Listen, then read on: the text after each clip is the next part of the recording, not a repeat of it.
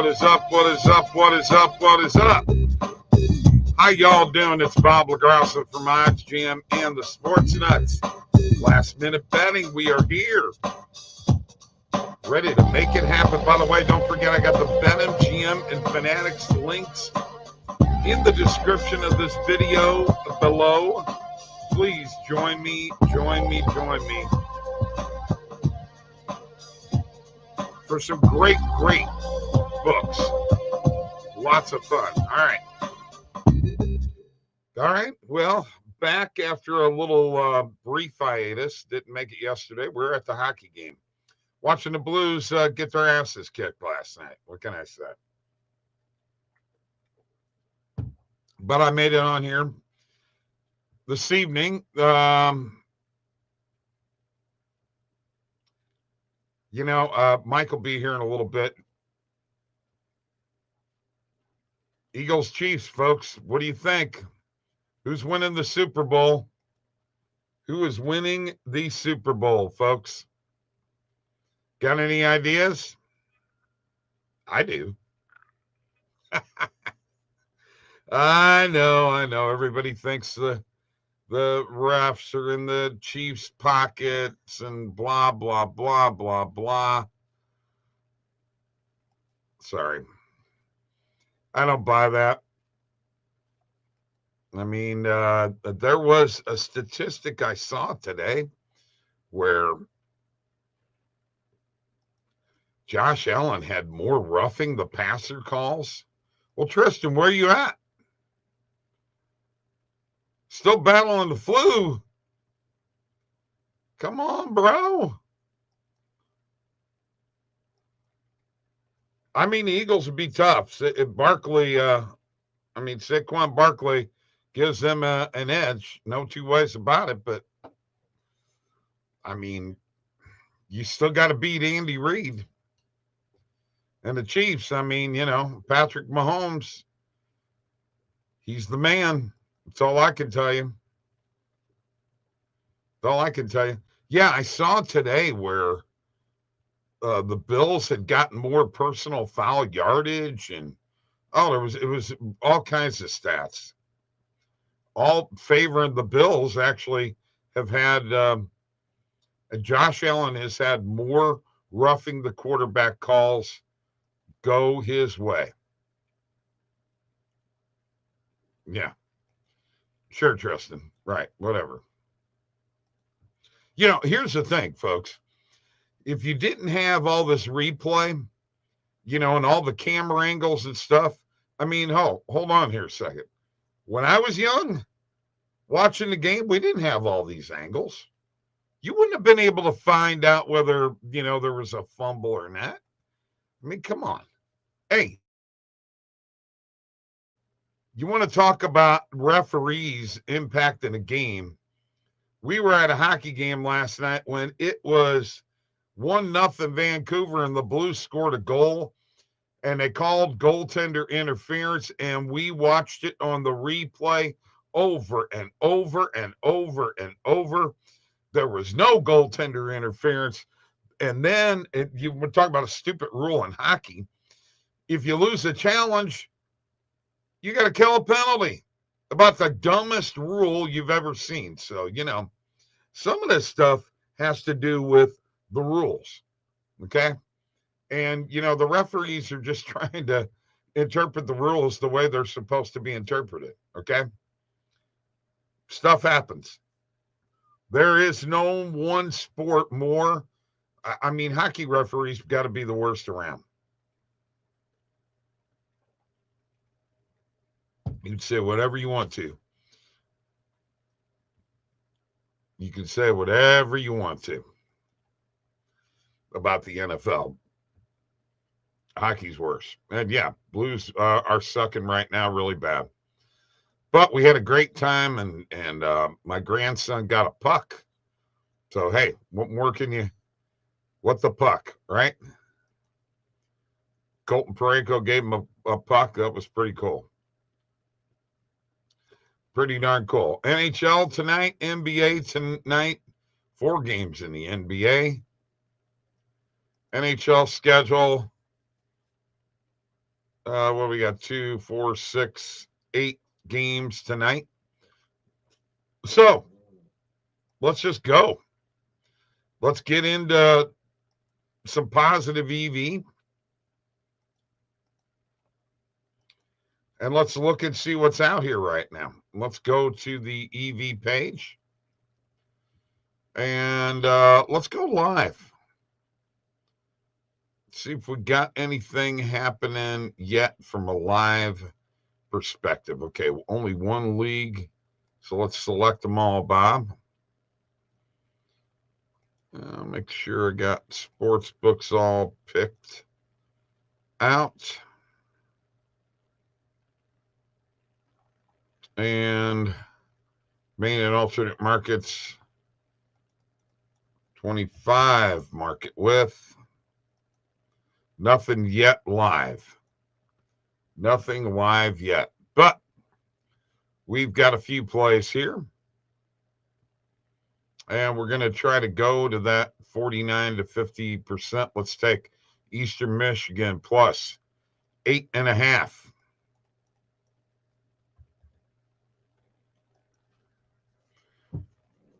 Eastern Michigan plus 8.5.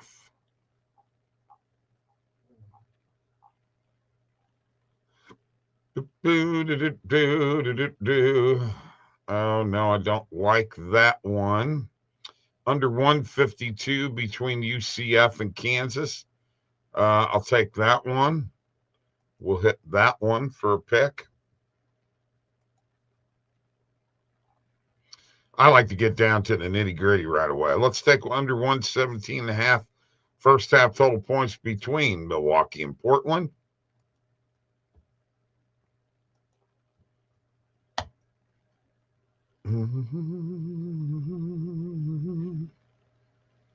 Over 162 between Toledo and Ohio. Total points. Let's hit that one. By the way, brought to you by OddsJam, the premier odds comparison company for sports bettors worldwide. We'll take Utah plus 16.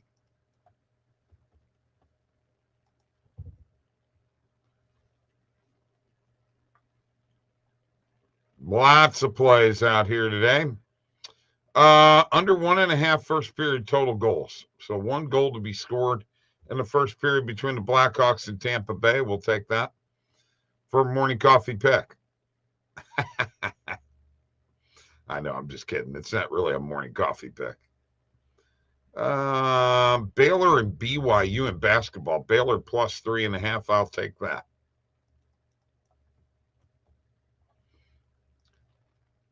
I kind of had done my filters a little bit differently, and my profit margin per wager went down. So I put them back to what they were. Everything's been sucking lately. I've been struggling like crazy, man. Struggling like crazy. Just the way it is, man. You win some, you lose. St. Louis plus 5 against VCU. I'll take that. And it sounds like Mike's here. I'm here. You made it. I am here. Over 229.5 total points between Houston and Atlanta. We will hit that one. Okay. I'm going through a few more here. I'm not doing second quarter total points. I'm staying away from Cincinnati and Utah. I'll stay away from that Blackhawks game. Over 132.5 total points between Providence and Seton Hall. We'll take that. That's actually a pretty good number for college basketball. Usually somewhere around 139 to 150. And you know what? That's all I got. But I will get to some discussion here real quick. Mike, who's winning the Super Bowl? Yeah, I mean, tougher than it's going to be another good Super Bowl. It's going to be close. We saw what happened the first go around with these two teams. We saw what happened with San Francisco last year. We even saw the first time with San Francisco how it went. Close game, right? So Philly's going to have a chance to win this game. It's just going to be a matter of, do they make the play that ultimately wins them this game? That's going to be the key. And it's no surprise Philadelphia's here. I think I've been pretty consistent with saying I liked Philly. I really trusted Philly.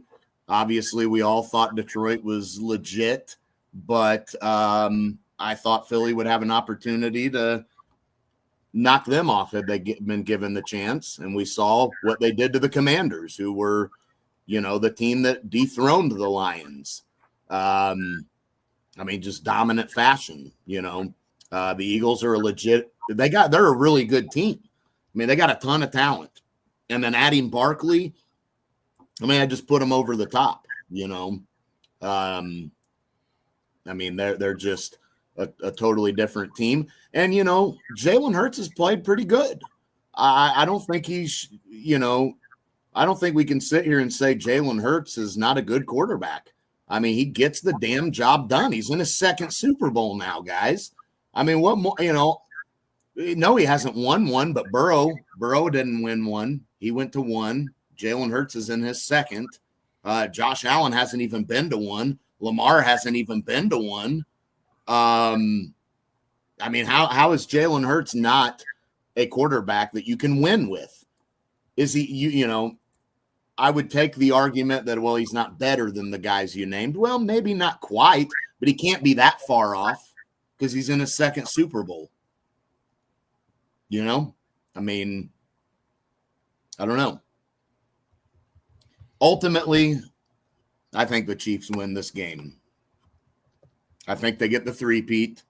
I think it's a good game, maybe a great game. But I think Kansas City wins. All right. Now I just want to point out something to you. Okay. This is according to the Sporting News. Josh Allen is number one among active quarterbacks in receiving roughing the passer calls per games against an opponent. Patrick Mahomes is number 8. Allen receives 0.311 per game. Mahomes 0.237. I'm getting a little tired of hearing this about the referees. You wouldn't, back in the day, you would not even be thinking about talking about the referees. And we witnessed it last night. I just pointed it out earlier. There's no worse officiating than the NHL. The NHL is the worst officiated league. Yes. Right? Okay. Yeah. You're seeing angles and what have you and close-ups to plays that you never would have seen 30 years ago. Just would have never happened. So, get off of that. The refs are not going to help them out. They're not going to help them win. They're going to officiate the game, all right? That's the way it is. Yeah, and looking back at that game, I just don't – I'm not sure that that the officiating was the reason the Chiefs won that game. I really don't think that at all. I know we had the worthy catch, but blame the coach for not – the coach was wanting to challenge that Buffalo had the interception.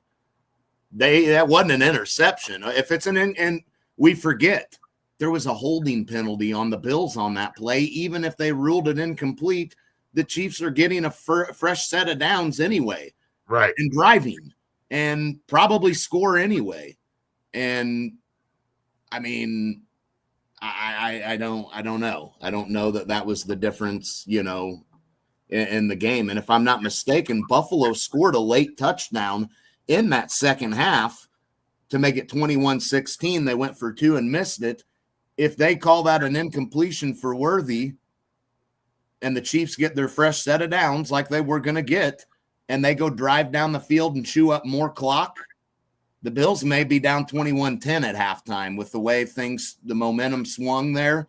The Bills had that late touchdown in the second half that if that was ruled an incompletion, that clock wouldn't have been there at the end because Kansas City would have continued that drive and ate up more clock as they drove down the field.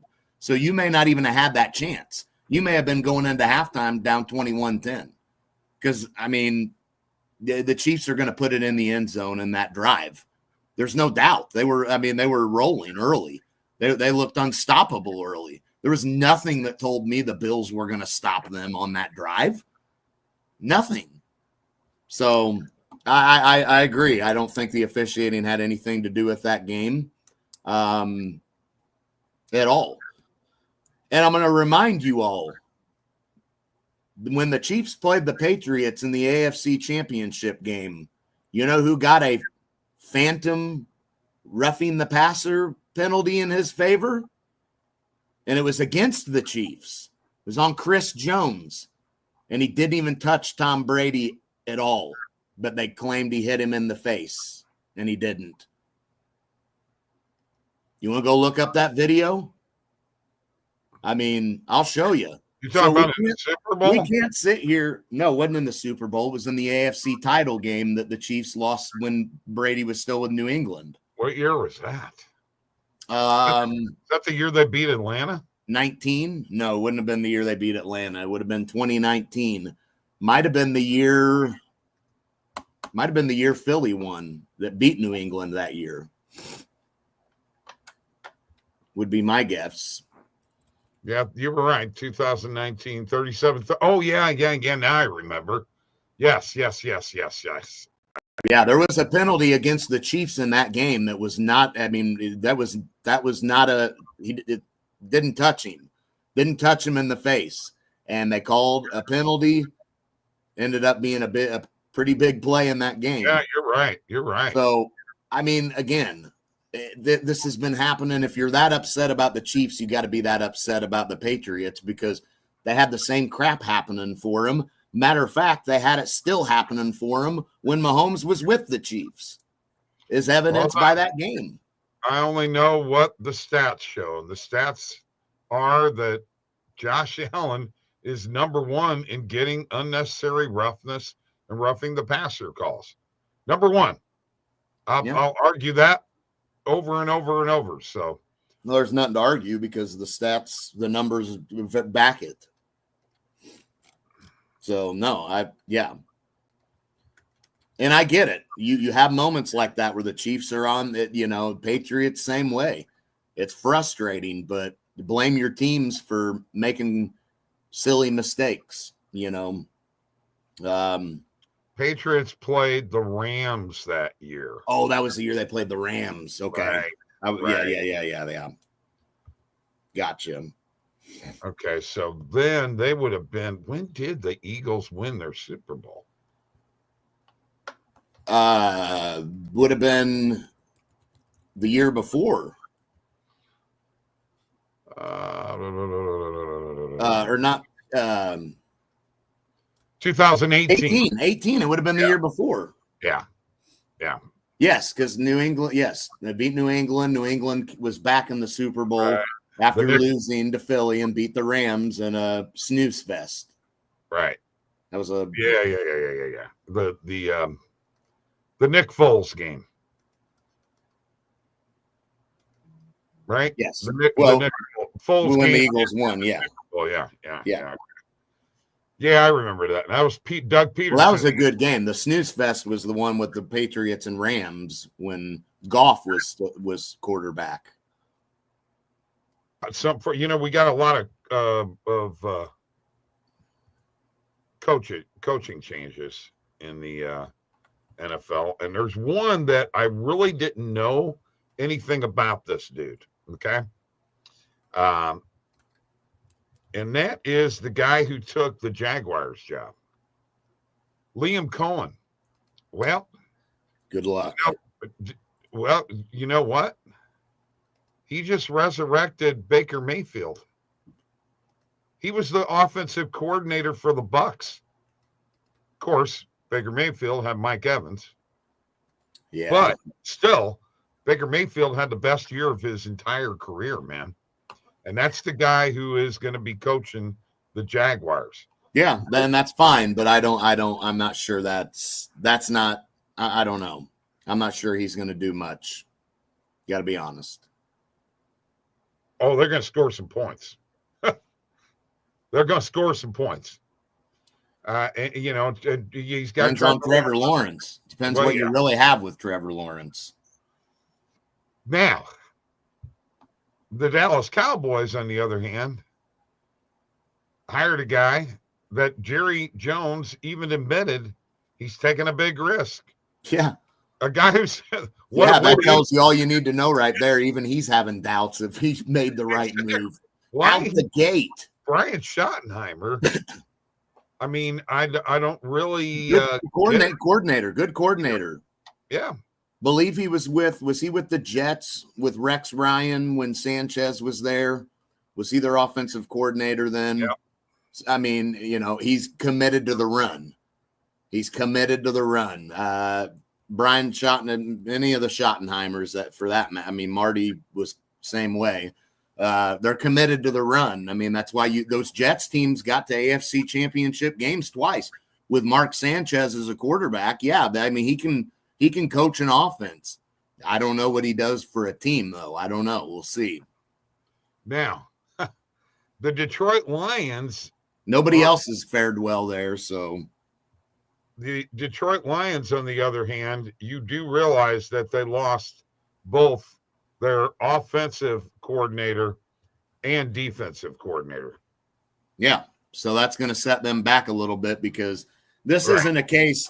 We saw Bill Belichick. We see Andy Reid. They lose coordinators every year, practically. Every other year. They lose. I mean, they lose those guys all the time. But guess what? It doesn't affect them because those are all-time great coaches. Not sure Dan Campbell's going to be able to recover from this. I don't know that he's on that level of coaching. I agree 100%. But so Johnson went to the Bears, and Allen, not Allen. Gosh darn it. Who's the Jets' new coach? I don't know why. You're talking about Ben John. What are you're talking about? Ben Johnson, the Bears coach, right? Jets' new coach, Aaron Glenn. Yeah, he was defensive coordinator for the Lions, so they lose both of them guys. And Aaron Glenn was a really good football player, man.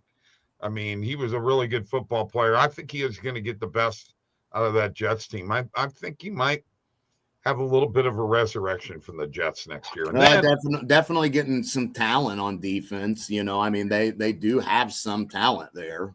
Let's talk about the not a controversial one, but Pete Carroll, 73 years old, going to coach the Raiders. Yeah. Pete Carroll says he is going to rely on minority owner Tom Brady's expertise with his quarterbacks.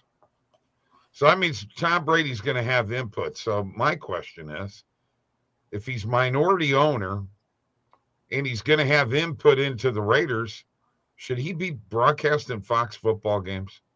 Well, he can, as far as I know. There's probably some I'm sure there's some rules involved with that. But I'm pretty sure that's okay and good to go, but I don't know how. You're shaking your head about Pete Carroll. Why? I don't care for this. I don't think. I mean, this is a guy that blew it in the Super Bowl, man. Well, I know he did, but it's Pete Carroll. By the way, have you seen Pete Carroll out on the football field at 73 years old? You wish you could move like that. That old man has got so much energy. It is ridiculous. Well, I don't know. I don't know that I'm a believer in Pete Carroll going to the Raiders. I think the Raiders are – I mean, they're already in a tough division right now, man. With they have no quarterback. Denver is way ahead of them. Even the Chargers are ahead of them. Obviously, Kansas City, it's not even worth mentioning because, I mean, they're going for a three-peat, so we know where they're at, and they got Patrick Mahomes. My God, you realize the coaches in that division now? Yeah, it's going to be Pete Carroll, Jim Harbaugh, Andy Reid, and Sean Payton. I mean, that's all Super Bowl champions. Not Jim Harbaugh. Well, not Harbaugh. Yeah, that's right. National champion. All have been to the Super Bowl. Wow. That's a really tough division, man. I mean, but that's the problem. You're playing catch up with everybody right now if you're the Raiders. And, you know, the only hope is that the Chargers, being a garbage organization for as long, and with the Spanos, Dean Spanos, you just hope that he screws. Spanos ends up, you know, stepping in and doing something dumb and screws them up. And then maybe you can climb past. But I think Denver's way ahead of you, and Kansas City's obviously way ahead of you. Yeah, but you know, the Chiefs need to do it this year, because I got to be honest with you, I don't know how much longer they can sustain this, man. A lot of intensity. I saw Chris Jones on the sidelines, you know, in tears. He knows he ain't gonna be around forever. Neither is Kelsey. Mahomes gonna be around a while. Yeah, I mean, you'll probably see some guys retire, but I mean, again, Brady went through it too. The longevity. I mean, Mahomes probably ain't going anywhere, and just as long as you have him, you're going to be a playoff team. You know, one thing Mahomes does like Brady. Yeah, they'll lose a division game here and there. You know, remember Brady? Every once in a while, Brady would have a slip up with Miami at Miami for some reason. Every once in a while, Brady wouldn't play very good there. But what did he always do? Dominated his division. Whipped up on the Bills, whipped up on the Jets, whipped up on Miami for the most part. I mean, he was. But he played in a really weak division. That true. The West is not weak. True. But Mahomes has been in a tough. I mean, some of these teams, Denver and the Chargers, have had good teams throughout the years. Even the Raiders, who were a playoff team a couple of few years ago. They've had good teams in that division. Kansas City just still beats up on all of them, even if they're good. So imagine if they're not that good. They're going to – I mean, yeah, Mahomes he owns those teams, man. He owns every one of them. I guess you knew that Robert Saleh is going to stay with the 49ers as a defensive coordinator. Yeah. And one thing, 49ers are done. Their window's gone. You think so? I think so. Yeah. I mean, I don't see it. Right. I think Arizona's going to get better. They got better this year. You know, nobody expected Arizona was going to do a whole lot. So the fact they were pretty competitive this year shows they're making strides. The Rams are still, you know, pretty solid. I think most of those, even Seattle, I think they're all ahead of San Fran. So, you know, you've been talking about the Eagles and their defense, and I've been on them and what have you. Vic Fangio became their defensive coordinator during the season. Do you remember what game he took over as the defensive coordinator?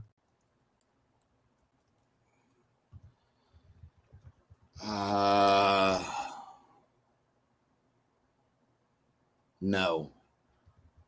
I don't remember. You'd have to look that up. I'm doing it right now. I'm not getting the game.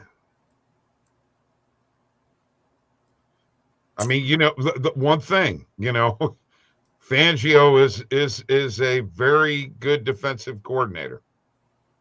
Yeah, Mahomes is 8-0 against him in his career. No kidding. Oh yeah. Wow. He was with Denver, dude. That's right. That's right. Mahomes has dominated that division. He's a lot. Occasionally, he's had, 1 year he may lose one game in that division. The Chargers got him one time. I think the Chargers got him twice, not in the same year, obviously, but within like a 3-year span. But other than that, I think the Raiders got him one time. Dude, he dominates that division. He ain't gonna. He's gonna win every game. If not, if he doesn't win every game, he's only gonna lose one. So here's, and we were talking about this, and I will defer to you on this, but when Fangio came along this year, he actually, by the end of the regular season, the Eagles finished number 1 in both total defense and passing defense, second in points per game, and 4th in the red zone. Mm-hmm. That's what Vic Fangio can do to a defense. Sure. And unless it's Patrick Mahomes. It's another one of these examples. We see this time and time again. Josh Allen, he could beat anybody and everybody, not Patrick Mahomes. That's just where we're at right now. Vic Fangio, gets you to a Super Bowl, with a solid defense and blah, blah, blah, and you better hope you're not playing Mahomes or you're done.